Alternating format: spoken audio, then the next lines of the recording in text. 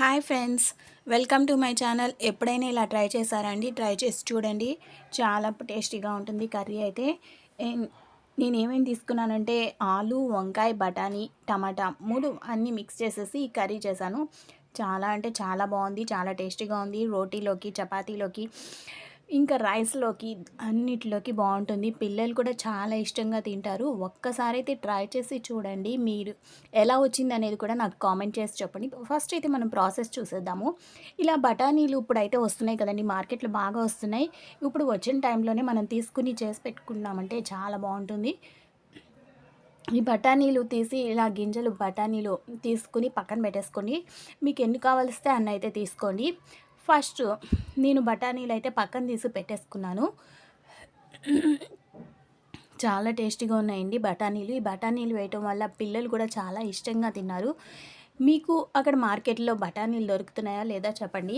చాలా బాగుంటున్నాయి, నాకైతే బాగా నచ్చినాయి.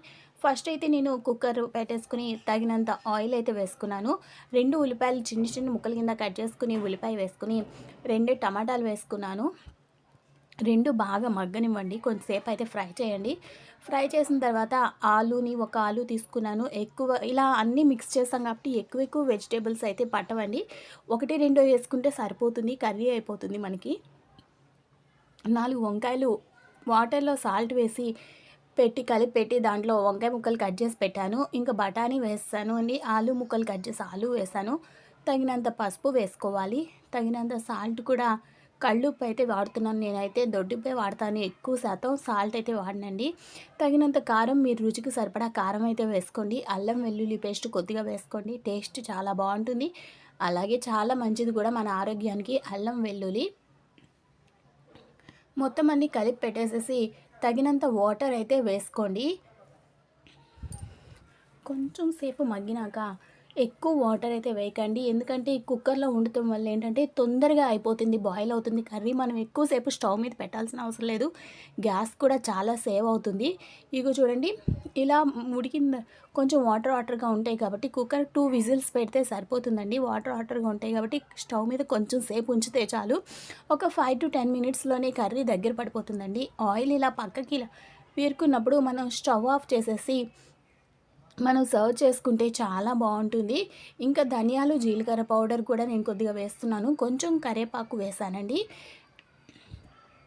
తగినంత కొత్తిమీర కూడా లాస్ట్లో కొత్తిమీర వేసుకోండి, చాలా బాగుంటుంది కొత్తిమీర ఫ్లేవర్ కూడా. ఇలా దగ్గర పడిపోయినాక స్టవ్ ఆఫ్ చేసుకుని మీరైతే సర్వింగ్ బౌల్లో తీసుకోండి.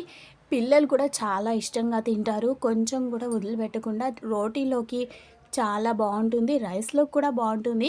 మీకు ఒకసారి ట్రై చేసి చూడండి. ఇలాగా ఇంట్లో ఈ ఎక్కువ కూరగాయలు లేవే, ఆలు ఎక్కువ లేవే, వంకాయలు లేవే అనుకుని ఫీల్ అయ్యేవాళ్ళు ఇలా 2 వంకాయలు, ఒక ఆలు, కొద్ది బఠానీ, 2 టమాటాలు ఉంటే ఇలా మిక్స్ చేసి కర్రీ చేసామంటే చాలా బాగుంటుందండి.